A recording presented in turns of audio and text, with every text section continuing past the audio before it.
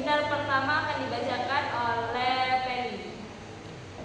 Baiklah, di sini saya mengambil jurnal dari Dasar Neurobiologis Akuisisi Bahasa Dini, yaitu mengapa anak masih mengguli kecerdasan buatan. Penulis R.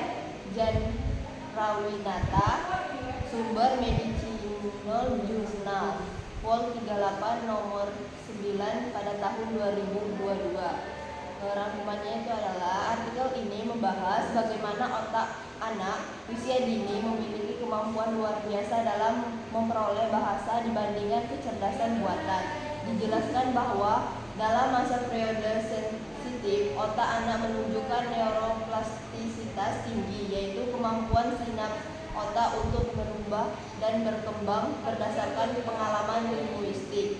Penulis juga menjelaskan mekanisme kerja sistem saraf dalam memproses suara, makna, dan konteks sosial yang menjadi dasar perkembangan bahasa. Kajian ini menekankan pentingnya stimulasi linguistik yang kaya sejak usia dini, serta peran interaksi sosial dan lingkungan dalam mengoptimalkan perkembangan otak bahasa pada anak. Kaitannya, jurnal ini berkaitan dengan neuroscience, yaitu memberikan dasar biologis tentang bagaimana sistem saraf anak merespon input bahasa dan mengapa masa awal kehidupan sangat penting untuk perolehan bahasa pada anak usia dini.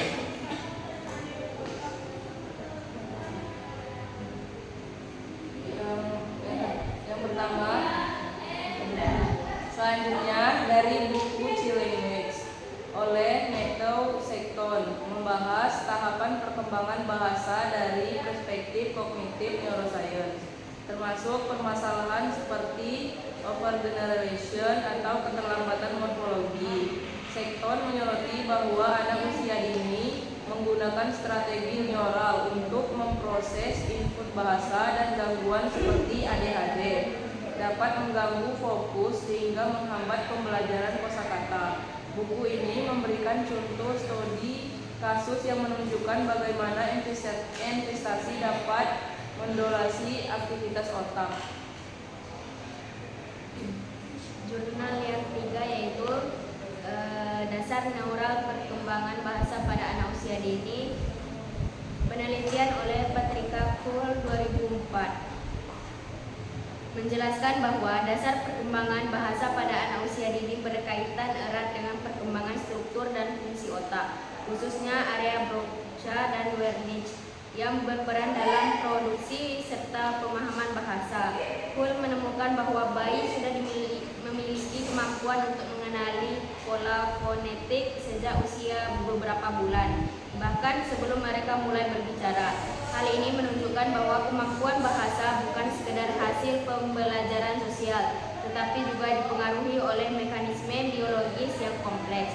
Dalam kajian neuroscience, perkembangan bahasa dijelaskan melalui konsep neural commitment, yaitu proses ketika otak anak mulai mengatur neuron untuk mengenali pola bahasa tertentu sesuai dengan bahasa yang sering didengar di lingkungannya.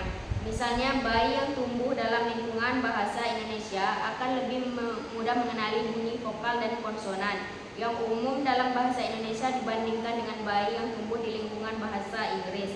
Fenomena ini menunjukkan pentingnya stimulasi bahasa sejak dini.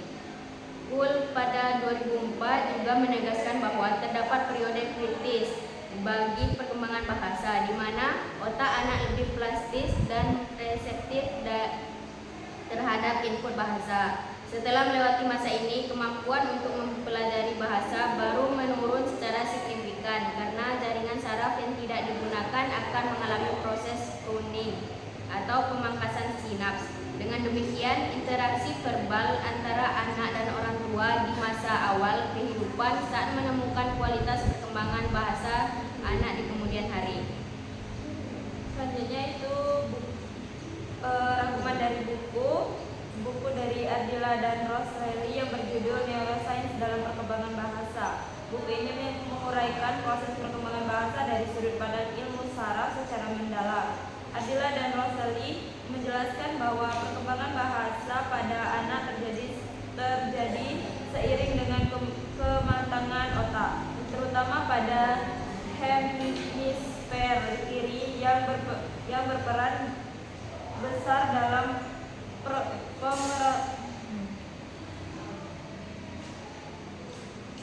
pemrosesan bahasa. Mereka menyoroti bahwa keterlambatan bahasa dapat disebabkan oleh ketidakseimbangan dalam perkembangan otak, khususnya dalam hubungan antara frontal, temporal, dan spiritual yang mengatur produksi dalam pemahaman bahasa. Buku ini juga membahas berbagai jenis gangguan bahasa seperti developmental apraxia of speech dan speak please, the language implant, atau yang disingkat dengan SLI, yang pada dasarnya berkaitan dengan gangguan pada sirkul dalam saraf tertentu. Selain itu, penulis menekankan pentingnya neuroplastisitas yang kemampuan otak anak membentuk dalam memperkuat koneksi baru sebagai respons terhadap pengalaman. Hal ini berarti bahwa dengan interpretasi dini yang tepat, anak dengan hambatan bahasa masih memiliki peluang besar untuk memperbaiki kemampuan bahasanya. Buku ini memberikan pemahaman ilmiah yang mendalam mengenai bagaimana fungsi otak mendukung bahasa serta bagaimana guru dan terapis dapat memanfaatkan pemahaman tersebut untuk merancang program pembelajaran yang efektif dan sesuai dengan cara kerja otak anak. Selanjutnya, di sini yang mengambil jurnal dari Romeo. Judulnya Paparan Bahasa Berhubungan dengan Konektivitas Saraf Visual pada Masa Anak-anak. Penelitian ini menunjukkan bahwa jumlah percakapan dua arah antara anak dan orang dewasa berpengaruh langsung terhadap kekuatan koneksi saraf di otak anak, terutama pada jalur Whitehead yang disebut arcuaticulatus. Semakin banyak anak terlihat dalam percakapan interaktif, semakin kuat konektivitas otaknya. Sebaliknya, anak-anak yang kurang terlihat dalam komunikasi bermakna menunjukkan kelemahan pada koneksi otak yang berkaitan dengan bahasa. Penelitian ini memberikan bukti ilmiah bahwa stimulasi verbal yang konsisten sangat penting untuk memperkuat struktur otak dalam mendukung kemampuan berbahasa anak usia dini.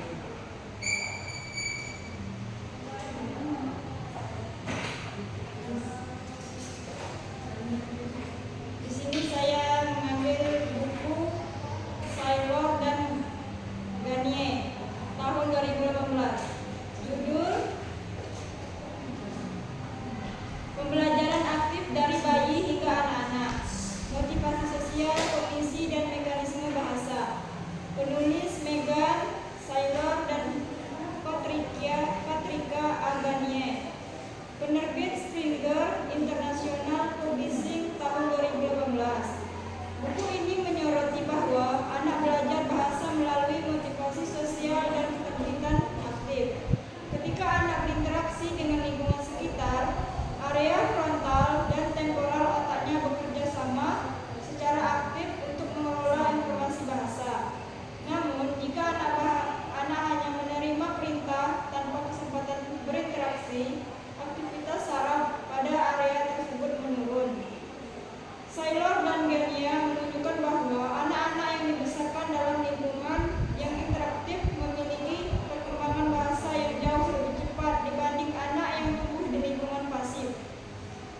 Dengan demikian, hambatan perkembangan bahasa tidak hanya disebabkan oleh kurangnya kemampuan bicara, tetapi juga akibat lemahnya aktivitas otak karena kurangnya rangsangan sosial dan verbal.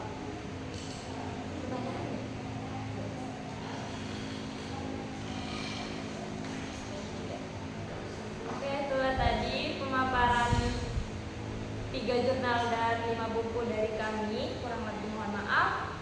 Kami akhiri. Wassalamualaikum